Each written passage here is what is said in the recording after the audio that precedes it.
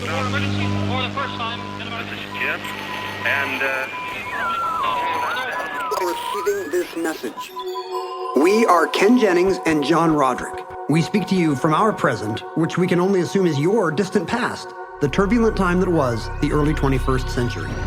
Fearing the great cataclysm that will surely befall our civilization, we began this monumental reference of strange and obscure human knowledge. These recordings represent our attempt to compile and preserve wonders and esoterica that would otherwise be lost.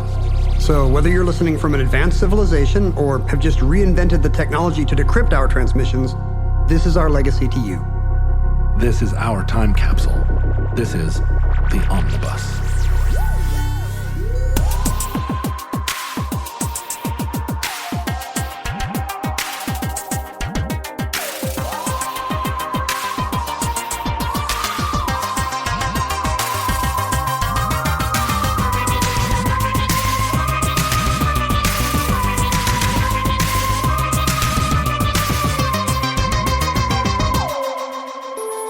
You have accessed entry 856.RO1202, certificate number 26638, Oblique Strategies. That's the color of my room where I will live. You are a pop music fan. I think I've mentioned it enough that people probably have a sense that you are more culturally diverse than just a guy who knows a lot of trivia. Big music nerd. Music nerd, film nerd, book nerd, poetry nerd? Pretty big poetry nerd, Yeah. I would say. Yeah, I have been impressed with your knowledge of poetry over the years. Yeah, that often comes up. You'll be like, Ken, what Emily Dickinson poem does this remind you of? Yeah, or I'll I start. say, the bird came hopping down the walk. He did not know I saw. And you're like, yeah. Yeah, right. Heavy, man. I definitely will throw out some William Carlos Williams, and you're just right there with me. I'll just say the next line. You just say the next line. It's a funny thing we do at parties. We just high five each other. No one knows what we're talking about. But you're a David Bowie fan. Yeah. I know this about you. Love Bowie. How do you feel about Bowie's Berlin period, his Thin White Duke era? I understand he might be with us today if he had used maybe half of them as much cocaine as he did. Although you never know during his Thin White Duke period. You never know. Maybe the cocaine is what kept him going. There's not a proved link, Ken, between copious cocaine use and cancer. I would say there's not as it's hard to pick a favorite David Bowie record or song, but there's probably not a song I like better than Sound and Vision off of Low. Heroes is an amazing album. That's just great work, and it sounds like it's coming from another planet. And so how much do you know about Brian Eno, who produced those records? How much do you credit that era, that triptych of Bowie albums, to Brian Eno? Being a little younger than you, like my first exposure to Brian Eno was as U2's producer. That's right. And so I think of him as a U2 producer first and foremost. Oh, and he's also the guy from Roxy Music and the David Bowie producer. And but I think he's probably one of the greatest and most innovative music producers of the rock era. Right. He produced, for those of you not familiar with the production credit of albums, he and Daniel Lanois co-produced Unforgettable Fire, which was U2's super big 1980s record where they transitioned from being a kind of quirky Irish new wave band, slightly Christian Catholic new wave band, I guess, to being like a major international band of superstars. Anthem Factory, right? And then Joshua Tree and Achtung Baby as well.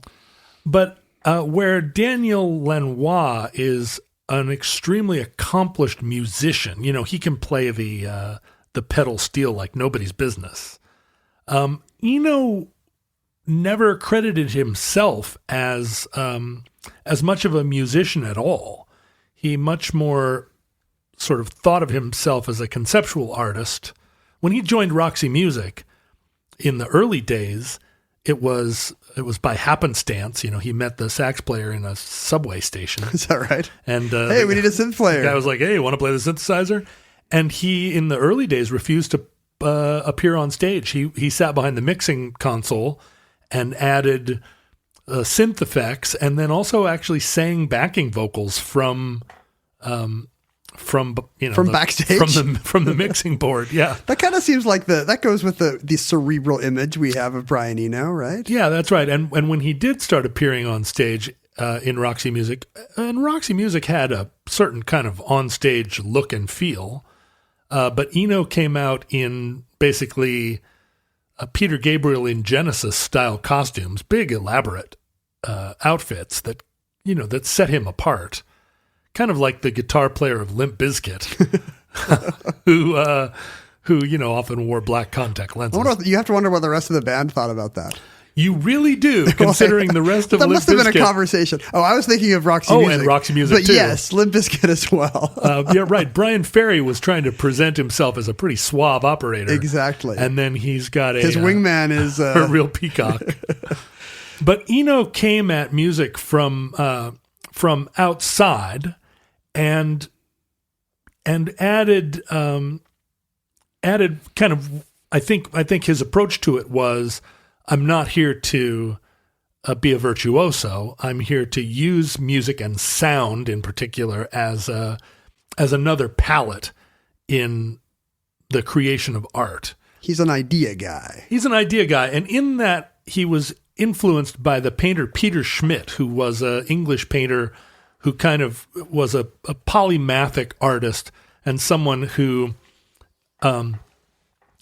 although was a painter, expanded his purview to include kind of every different way you could make art, and was part of that 60s movement where the experience of art was rated as highly as the product, or in fact, art was no longer considered a product, but it's not an artifact anymore. Right. It's more a path or an emotional experience or a journey.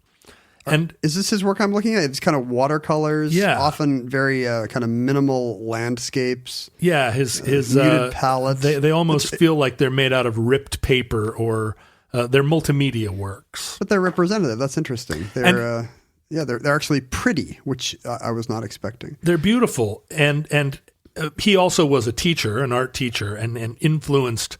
I think had an outsized influence on a generation that came after him. It wasn't all conceptual, right? As you're saying, a lot of it was right. I thought it was going to be like a guy standing with a bullhorn under a bucket dropping Vienna sausages on him or something. Yeah, right. Or a sort of a John Cage figure who white canvases and just begins a process where the artist no longer has his hands on the work, but just sets it free and lets the art take its own path. No, these are very controlled and show a high level of craft. They look like album covers, honestly. Well, kind of what bonds, I guess, Schmidt and John Cage and a lot of artists of this period is a recognition that the artistic impulse doesn't need to be bound to logical progression. It doesn't need to one thing doesn't need to follow from another, right? In both producing and consuming art, you can have hierarchical experiences, or you can have lateral kinds of approaches to art. You can effectively make it by not focusing on technique, by not pursuing an end goal, right? And you see this in a lot of modern art, a lot of extemporaneous art, where and ultimately it factored into or figured deeply into punk. The idea that being good at it and pursuing a intentional course actually kind of throttled your creative, not just your creative impulse or gift, but like creativity itself. I'm a little skeptical. We've talked about this before. I'm a little skeptical about that whole idea because I do admire craft. I do admire technique. And when I'm working on something, I actually enjoy constraints. The idea that, the idea that it's a purely intuitive thing that maybe anybody can do can lead to sloppy work, right? Right. And in particular with modern art, many people are skeptical. That's the whole, I don't like the whole my kid could do this thing. Right. But it's rarely true. To the uninformed, I guess to the untrained eye, it could be difficult to distinguish between art made by a university-educated artist and art made by an elephant with a paintbrush. And this is the criticism of it. Although, of course, when you're confronted by a truly great work of art, I think even a layperson will find that their reaction is, you absolutely can tell a beautiful work, and it isn't just happenstance. The more I look at art, I realize that every single thing I like, everybody, a large group of people like as well. Like people can just tell what's good and what they like to look at. Yeah, you can it's hard to find, a great piece of art that is, that you could buy to put on your wall even, because if you like it, enough other people do that this guy can start charging tens of thousands of dollars a canvas. Well, it's you can see it in those exhibitions where you'll have a charcoal drawing by Rembrandt and then charcoal drawings by his students, who are also great, artists and who are in the process of being trained. I mean, every once in a while you do see a work that experts can't quite attribute definitively to an artist or to his school. Yeah. But for the most part, a Rembrandt charcoal and one right next to it by one of his very talented students, you just know instantly from the quality of the line that this was done by a master. And sometimes in the same artist, you'll go to an artist exhibition and you'll immediately say, oh, those three are the best ones. And if you look closer, those are the three that will have sold. Right. Because, whatever the lightning was that struck those pieces, we can all agree they have it more than the other six. But there is, I think, a lot of truth to the fact that an artist doesn't always or necessarily understand their inspiration. You do not ever sit down and say, today I create my masterwork. Because if you could, that's all any artist would do. Sit down and follow a logical progression to making a great work. It's just terrifying, hoping that it comes, hoping that it doesn't go away. And knowing where it comes from, which often, artists just credit it with coming down from the sky. And when God played a larger role in contemporary society, people credited it, religion was the major influence. And now, we have a whole secular arts community that struggles to find a euphemism for God. I've heard some artists talk about how, there's no way to pull down the ideas, and they frame it as, putting themselves in a position to receive them, keeping track of like what factors make you prone to inspiration and then trying to duplicate that. Do you need to be with people? Do you need to be away from other people?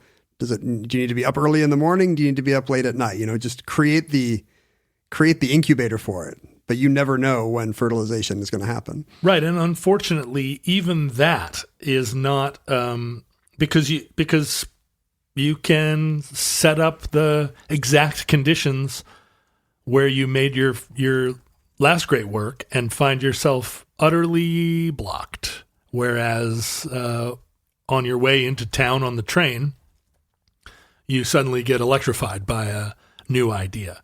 So the mind, and in particular the art creating mind, the art creating impulse, and in fact this is also true of any inspiration, that you search for it and don't always find it. Sometimes you find it the less you search for it. Right, and this was understood to be true in ancient times, right? The pursuit of great art and the question of using logic to make decisions already was being interrogated by by people in ancient China. And it is, I think, best personified by or not personified, but best exemplified by the presence of the I Ching. I was wondering if that's where you were going. We talked about this in the John Cage entry. That's right. And the I Ching played a major role in John Cage's art, and it did also in Peter Schmidt. Introducing randomness, is that right? Introducing randomness in the form of kind of, throwing a lot and believing in some ways that the result of the rolled dice and the combination of sort of numerology to discover like an obtuse answer in a document collecting all these sort of solutions, that will reflect the hand of God, or it will conjure meaning that does exist somewhere. There is an answer. There's, you recognize there is an answer outside of yourself, and how to bring it down, how to put it into language, and how to apply it.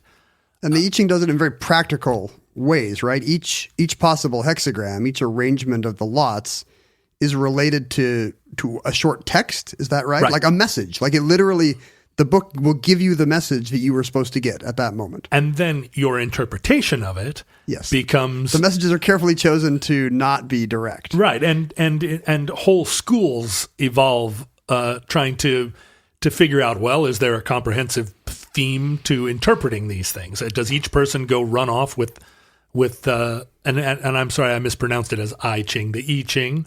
Does each person go take their little message and determine for themselves how that answers their question? It's funny that there's this happy medium between advice that would be too specific to be useful and advice that is too general to be useful. Somewhere in the middle is the I Ching, where the advice is still somewhat cryptic. It's specific enough that it gives you something, but cryptic enough that you can still interpret it, individualize it for you and your situation. Right, and in particular, if your worldview believes in sort of a selfless truth, or is if your religious world and your political world is working against ego. To imagine that your interpretation is also sort of not a sign of your genius, but rather a sign of sort of a flow, to add a hippie term to the idea. Right, something's coming from outside yourself that you need to recognize. And that acknowledgement of Eastern tradition and that incorporation of Eastern ideas was happening within the art and avant-garde in the West in this same time period, the 60s and early 70s. It was the time of popularization of yoga and meditating and Eastern music. Right. That all seemed like a new discovery and was appealing to people because it seemed, well, it was certainly more ancient in a lot of regards than the Western tradition. Also, it hadn't been poisoned by, it answers all the needs these people had for religion and spirituality without being their parents' religion, right. which was now tainted by, both real and imagined slights that had come to that generation. And it was applicable to things like art and exercise, and seemed to be all-encompassing, where a Christian tradition maybe didn't have that sort of fully universal application. If you went to your priest and said, how do I make this crazy painting? The priest is going to have like less to say maybe about it. Well, Christianity has that specificity I was talking about. There's a spectrum, and Christianity is, a lot of Western religion is very far on the specificity spectrum.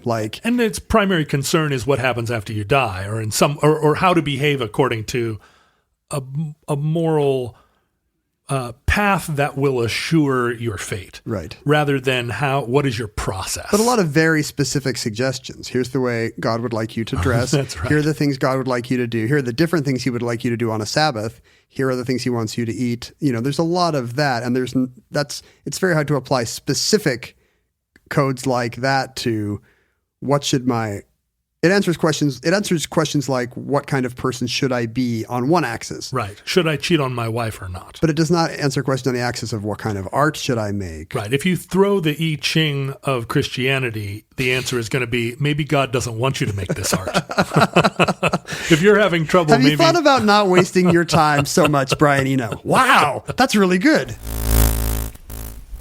When it comes to meat, quality makes a huge difference in texture and taste. And even though it might be better for you and the environment, a lot of the higher quality meat you find at the grocery store is just too expensive for most people's budget. Thankfully, there's ButcherBox. ButcherBox believes everyone deserves access to high-quality, humanely sourced meat at an affordable price. That's why each month, ButcherBox ships a curated selection of the finest cuts right to your home. Choose from 100% grass-fed and finished beef, free-range organic chicken, heritage pork, wild-caught Alaskan salmon, and sugar and nitrate-free bacon. No antibiotics, no added hormones, just meat the way meat should be. And right now, you can get 2 pounds of ground beef and 2 packs of bacon absolutely free, plus $20 off your first box when you visit butcherbox.com/iHeart or use the promo code iHeart at checkout. That's butcherbox.com/iHeart or use the promo code iHeart at checkout.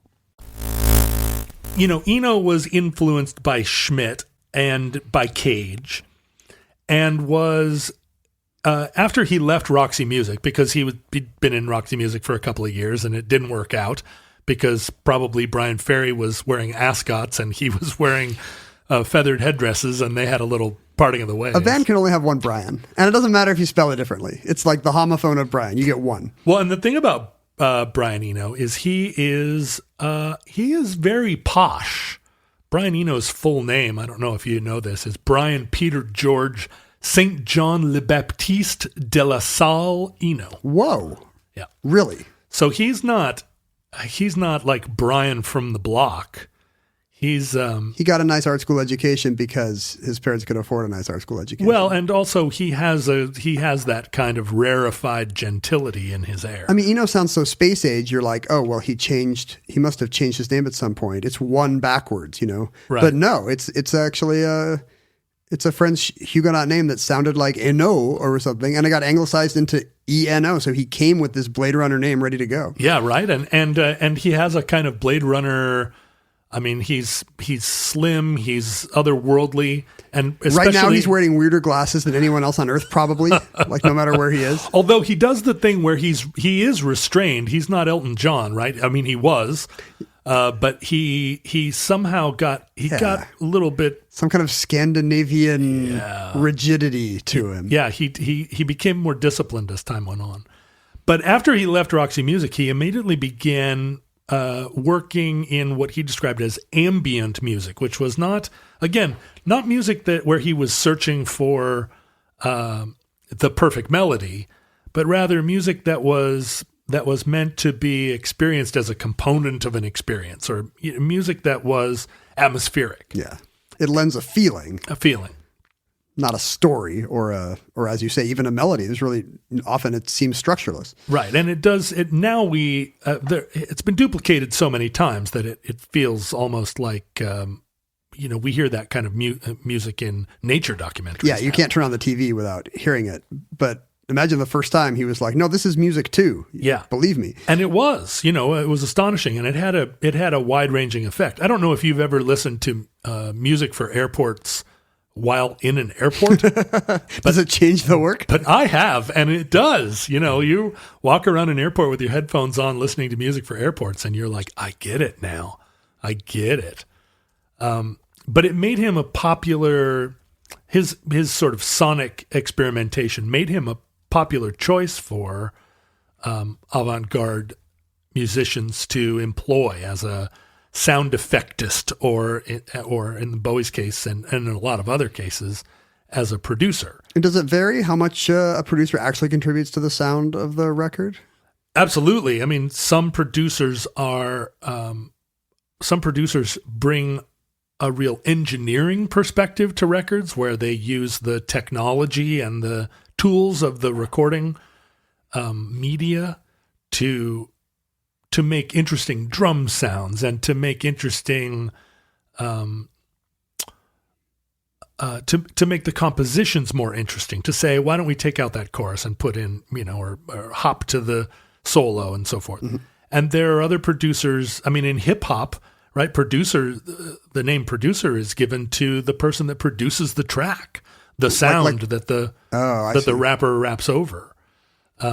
But other producers become real collaborators and are responsible for the sound of the album. The musician brings in the song, and then the producer deconstructs it and turns it into and uses a sonic palette that belongs to them.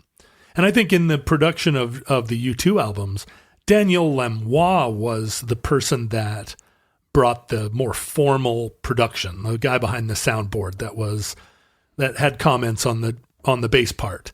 And then Eno would come in almost as a consultant and add the dreamlike sounds, or he would often inspire songwriting changes by asking interesting questions or posing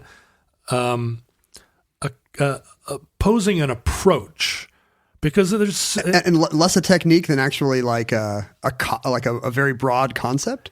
Yeah, well, so in the mid 1970s, during this period where Schmidt and Eno and a lot of other people were exploring the process of making art as a form of arts education and also art creation, they started to realize that a lot of time what inhibits you as an artist is that you encounter a dilemma, or you encounter a crossroads, and you're stymied.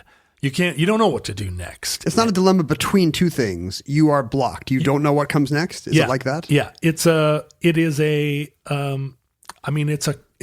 a kind of, it's the problem of infinite possibility. Yes. And when you go in and push record, you could do anything. You could just make raspberries with your mouth for an hour and call it an album. And if you want to make something more disciplined, if you're looking to make something beautiful, it's often incredibly overwhelming to choose even between three paths. I just hate staring at that blinking cursor in my word processor. Like I have nothing to say, and something's got to be here. Something has to be here. Yeah, I have zero ideas. And you often just start writing, right? Or you're told to. That's what Linda Berry would say. Yeah. Move your hand. Like keep moving it until something comes out. Usually, I end up just going for a walk. I move every other part of my body, but that's good advice. I often do sit and just start writing, just like blarba-darba-darba-darb. And eventually you have something to work with at least. I mean, that's how we do the show, clearly. That's right. Just start talking and see if it becomes about something at some point. But in the early 70s, Schmidt and Eno, working separately and inspired by the I Ching, had started to write down on note cards these kind of little aphorisms that weren't meant to be direct instructions, but were meant to cause your sort of vertical thinking, your logical process, to short circuit it, with the idea that your creative mind needed to be stimulated, needed to be given a problem to solve that wasn't the problem at hand. And by doing that, you would take an oblique path, an angle you couldn't have imagined leading up to, as an attempt to solve whatever your problem. And Eno and Schmidt were both working on this independently, and when they realized the other was doing a similar thing, they compared what they were making. They each had a deck of cards, and there was a tremendous amount of overlap. Oh, that's interesting. Between what they were doing, so they decided to collaborate, and they were influenced by a writer by the name of Edward de Bono, who had written a book. Or had coined the term lateral thinking. I know this guy. He's the lateral thinking guy. Yeah. Now, are you familiar with, have you read? I don't know the era, but I remember in the 80s being told, teachers who had read the book being suddenly very excited, and we had to learn about lateral thinking. And so suddenly we'd get to do something fun in class where we'd get a problem to solve, like how would you use a block of cheese and a barometer to do X. Right. It's basically the interview questions you get at Google. Exactly. And also that's around the time, I guess I heard these in the early 80s, those situation puzzles you would often, do you know what I'm talking about? Yeah. John and Mary are lying dead on the floor in a puddle of water, and you'd have to kind of figure out what unusual approach you needed to take to the problem to make the story make sense. A man points a gun at a bartender, or a bartender points a gun at a man and he says thank you and leaves happily or something, Right. What interpretation of the story makes sense? It's basically hanging some bananas from the ceiling and putting a chair in the opposite side of the room and waiting for the monkey to figure it out. That's right. I'm sure to a higher dimensional being, that's exactly what it looks like. When is the monkey just going to move over the stool? Well, and the classic example of it is the Judgment of Solomon, right? Where that's true. Two women are arguing over whose baby it is, and Solomon says, "Let's cut the baby in half." And then the true mother is revealed. I read as a kid, I was very influenced by this book of, I don't know if they were Chinese folktales or later Western evocations of Chinese folktales, about a wise judge who's always making these Solomon-like Confucian rulings. I remember one about a poor kid who's living above a bakery, and or above a restaurant, and he thanks them at one point for creating those beautiful smells that help him eat his poor rice every day. And the restaurateur gets mad and takes him to court and says, "This guy's been stealing my smells. I demand recompense." And the wise Confucian judge thinks, and then he nods. This has really stuck with me, apparently. And he says, "I award, take out all the silver in your pocket. That's what I'm awarding." And the poor student is so sad because he takes out all the silver in his pocket. And the judge says, "Now jingle it." And he jingles it. And the guy says, "Okay, now put the money away. You took the smell of his cooking, and now he will take the sound of your coins." And I was like, that's amazing. Sound of gong. How do Bong. I think like that? Exactly. Well, oblique strategies then became a thing that they weren't just pursuing neither artist was writing these down just as with the intent of making a book. They were writing them down with the idea of making a deck that they could consult, something, in a way, a random brain. Turn up a random card and let the universe tell you. Right. And a lot of them were music specific. Oh, I was going to ask, so where are these on the specificity spectrum? Do they actually suggest a tool or a technique, or are they just like, be more open? I mean, what kinds of things do these cards say? Well, a lot of them were just general kind of oblique, obtuse recommendations. Some of them were specific to making music. Like, for instance, abandon normal instruments is an oblique strategy where you're sitting and you're working on a guitar part. It's frustrating. What do we do? Go to the oblique strategies. You pull out abandon normal instruments, and you're left to decide what a normal instrument is. Probably your guitar qualifies as one, and try to find something in the studio to fill the gap in the song you were trying to fill, but with something else. You have to literally abandon your guitar. You have to go leave it on a doorstep. Yeah, or and come back and start banging on the pipes in the studio washroom. Take your guitar to the front step of a fire station or a church. Leave a little note on it. Note in the case. And so they made this little deck of cards, and between the two of them, they came up with about 113 cards.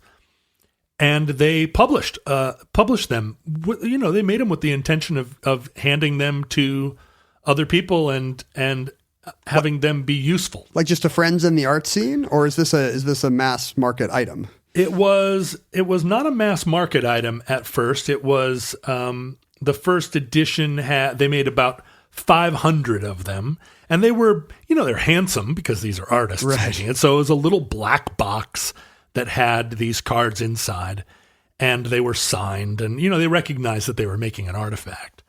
And then they were popular with their friends. So in 1978, they made another edition, this time of 1,000. And the number of cards went up from 113 to 128.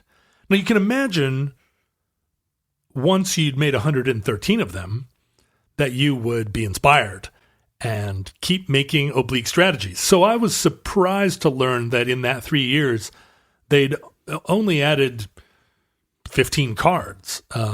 It seemed like there would be 400 by that Right. point. It seems like every time a little vague notion occurred to you, you would be like, that's a card. Right, exactly. And the following year, their third edition came out, also of 1,000. This time, it only had 123 cards. I want to see the ones that don't make the cut. Yeah, they'd taken 5 away. Now I don't know whether Which of these ideas turned out to be awful. I remember Spy Magazine used to do a thing where they would list the people who got dropped from Who's Who every year, like who is no longer who. I want to see the non-oblique strategies that didn't make each cut. Ouch! Right, and then there might have been quite a bit of circulation, but of these ideas, and it quickly became obvious that not everybody was using these for music. And so there were editions of oblique strategies that didn't have musical prompts. I mean, I'm looking at a set of them right now, and some of them are very specific to music engineering. But some of them are like, remember those quiet evenings. Yeah. Here's right. one that says, what goes on? Good point. What goes on? That's a great question. In fact, now there are oblique strategy websites where you can just go and get a randomized, like I'm sitting at one now. Why don't you give us an idea for the show? Like, what should we do at this point? Emphasize repetitions. Emphasize repetitions? Yeah. No, now you say emphasize. Emphasize repetitions. So okay. we should emphasize repetitions? I'm gonna click it again. Always first steps. That doesn't even have a verb, and I dig that about it. Yeah, well, and it almost seems like the more general they are, the better for me. And I think in my experience working with them, because if this one says body percussion, and we can all just Bobby McFerrin up right now, just fat boys it.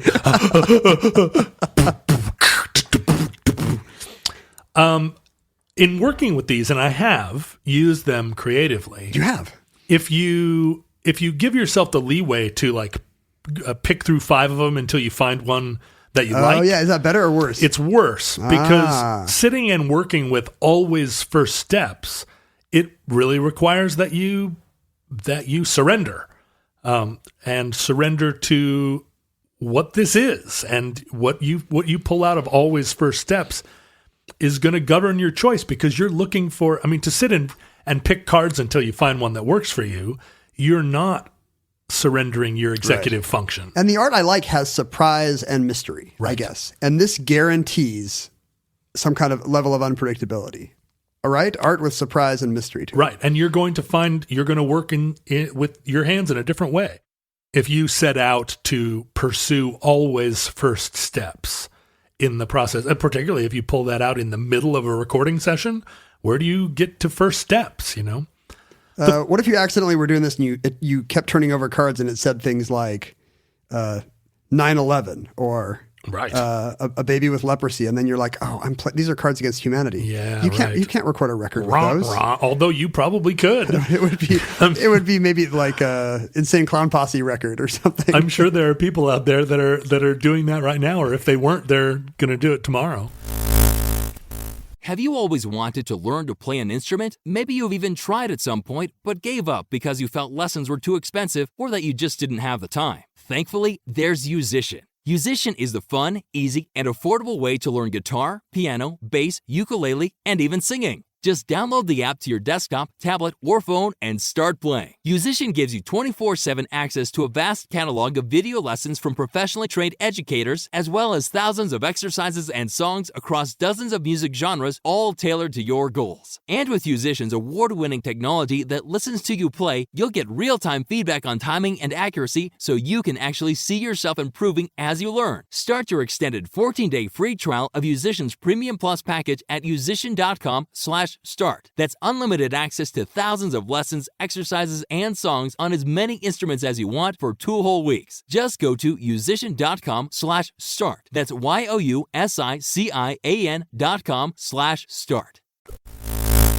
My first collection of oblique strategies was given to me as a gift, and a friend of mine, an artist by the name of Kristen Cosmos, sat at a typewriter and typed them out on 3x5 cards with her little vintage typewriter and made this set for me as an art project in its own right. Was she using some canonical list, or was she just picking tips that worked for her? So as as I said, the number of oblique strategies went from 113 to 123 in 1979, and then precipitously dropped to 100 oblique strategies. In 1996, the software designer Peter Norton, whom you might know as the Norton antivirus guy, who was a Pacific Northwesterner. He's from Aberdeen. Oh, I didn't know that. He went to Reed,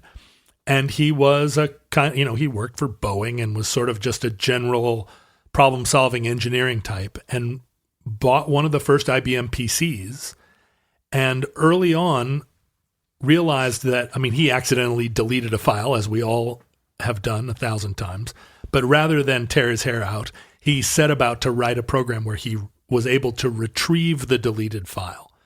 And that program became popular. He traded it among other PC programmers of the early 80s. And he developed a software company that had a whole series of different products, and became an early tech, or not early, but like a mid-period tech millionaire, and sold his company to System Dyne. Let's just say it was Infotech. Hang on, let's see who it actually is. Macro.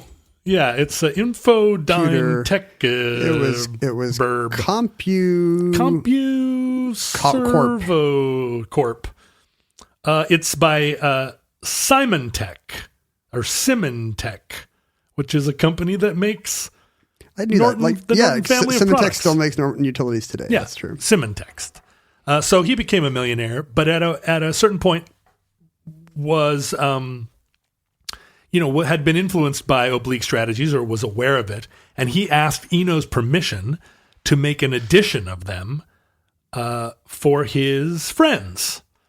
And in 1996, he made a Christmas present edition that had little art attached to it, and he made 4,000 copies. Oh, it's probably more than there's ever been on Earth, right? Yeah, he's got a lot of friends, and so the arrival of these in 1996 actually postdates my friend Kristen making this set for me. Oh, you had it before Peter Norton went right. public. So at this point, there were only, I think, a couple of thousand of them in existence, but within the arts community, they were widely known, and they had been the strategies themselves had been disseminated enough that Kristen was able to get a list of them, but she wasn't able to get her hands on a set because they were very expensive and very prized, and I assume they're collectible now, but Super. presumably making a deck of cards is not the hard part. No, but you couldn't. I mean, they were copyright protected. You couldn't just make a black box full of Eno's cards. You could if he doesn't catch you. I mean, you probably couldn't sell them. Well, Kristen did, right? She sat and it was part of, I think, her process to almost a meditative process. Put in a 3x5 card, write an oblique strategy, like for instance, remove ambiguities and convert to specifics. I bet there's a card in there with the exact opposite advice. Yeah. Oh, well, sure.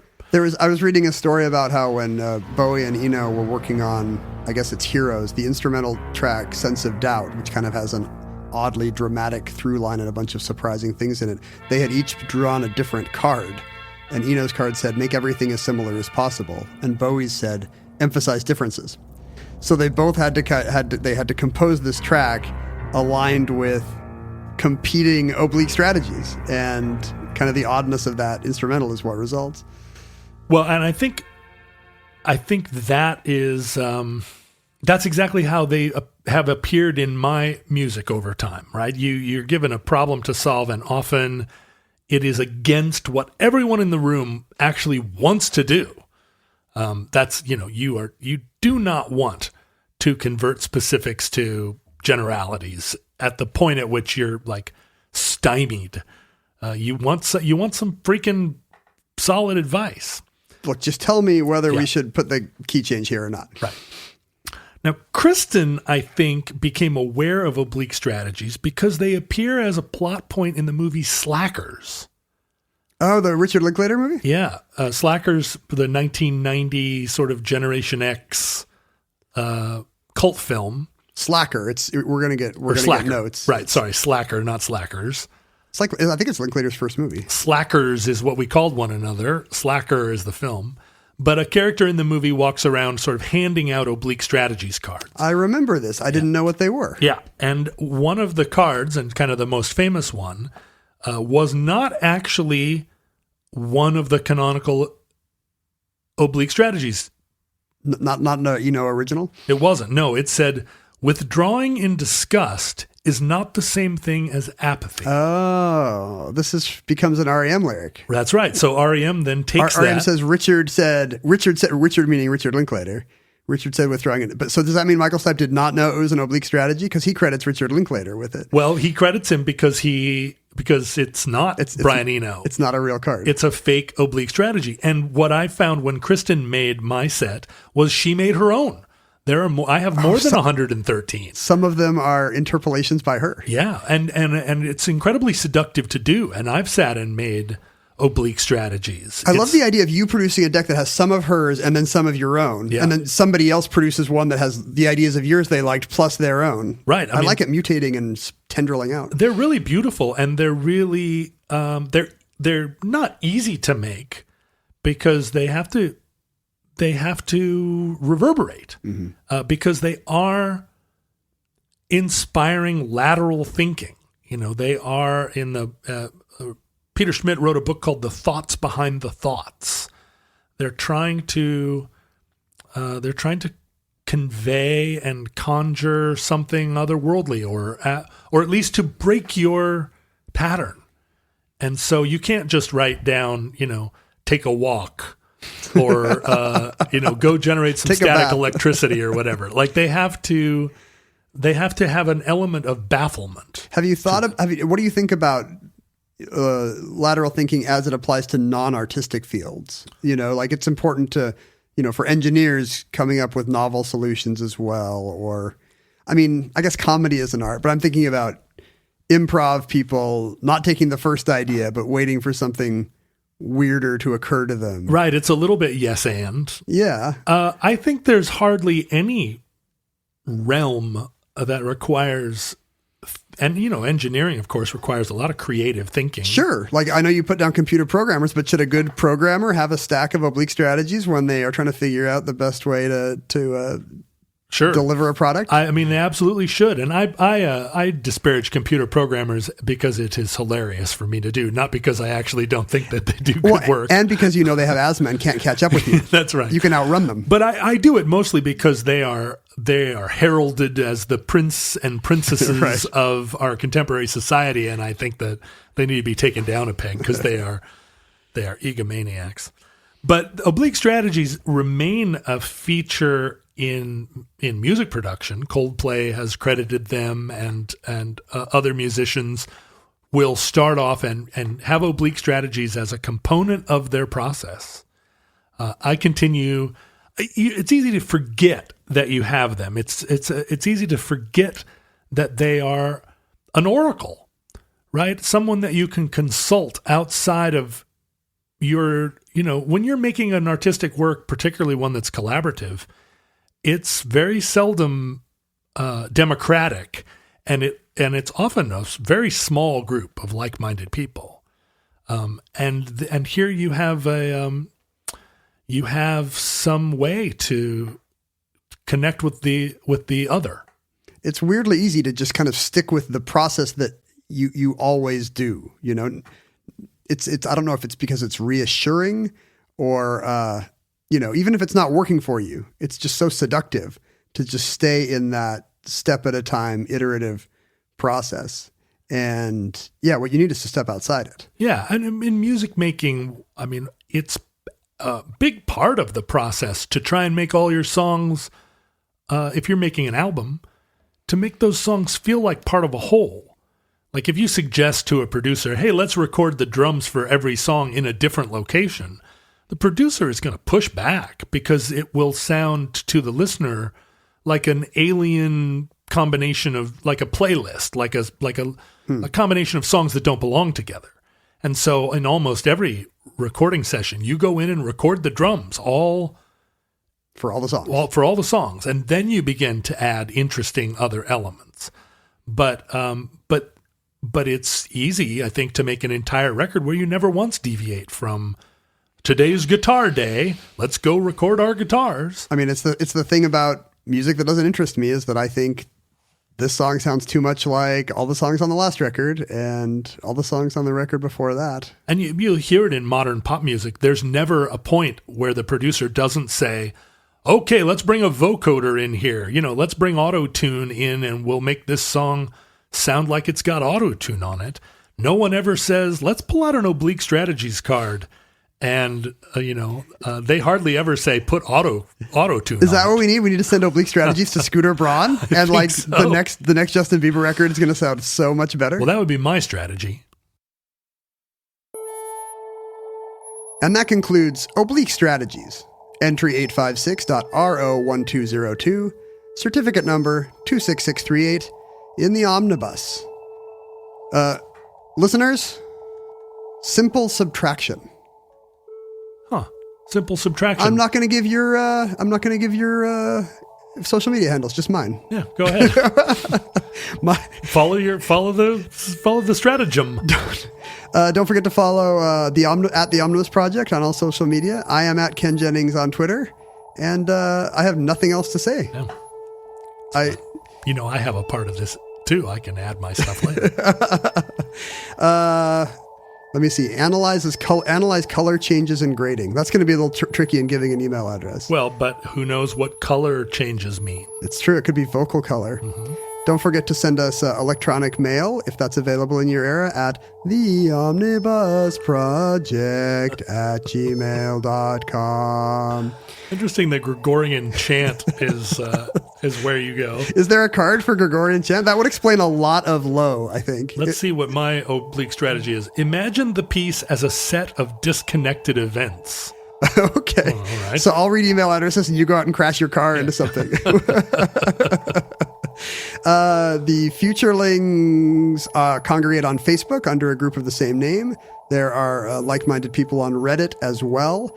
If you would like to send, as an unrelated event, if you would like to write us a letter or send us oblique strategy of your own, please do so. Write them out on cards and send them to P.O. Box 55744, Shoreline, Washington, 98155. If you put in a self-addressed stamped envelope, John will add an oblique strategy of his own and send it back to you. Do we need holes? That's the next one I got. Do we need holes to talk about the Patreon, John? Yeah, I think we need holes. Let's put a hole right here. I've got a hole in my pocket. I thought by hole you meant blank space, but you meant a Yellow Submarine reference. You can contribute to the hole. John has a hole in his pocket that needs funding for the omnibus. If you would like to contribute to become part of the project and the process of this time capsule, check out patreon.com/omnibusproject and be generous, please. Let's see here. My next oblique strategy for completing this outro is... Oh, wait. Did I lose my oblique strategies? Oh, curses! This can still be one of the holes. You're fine. We have added another hole here while you dig yourself out of trying to find the right URL. Let's see. Well, so oblique strategies are available for sale now. You can buy a box of them.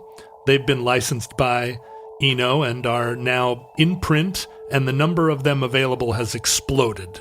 I'm probably going to actually buy a set, I think. Yeah, from just a few thousand to now an infinite number. But also they're available online at the Oblique Strategies. You can Google it and find Oblique Strategy generators. Or if you're in the future, just dig through the wreckage until you generate a complete set. Right. You can do it with Magic the Gathering or Pokemon too. Mine says the most important thing is the thing most easily forgotten. That would be the Reddit reference. I already did that. Yeah. Futurelings, from our vantage point, in your distant past, we have no idea how long our civilization survived, but we hope and pray that the catastrophe we fear may never come. Give the game away. This whole thing is just an excuse for me and Ken to... Yeah, we're not actually making a time capsule. Yeah, this is just a... It's a bi-weekly podcast. Podcast that we're doing for fun and financial gain. Yeah, it's wow. I didn't think we were going to do that, but the cards told us to. Oof, it said right there. If the worst comes soon, this recording, like all our recordings, may have been our final word. Is that a hole? Leave holes. I'm leaving a hole. The inconsistency principle.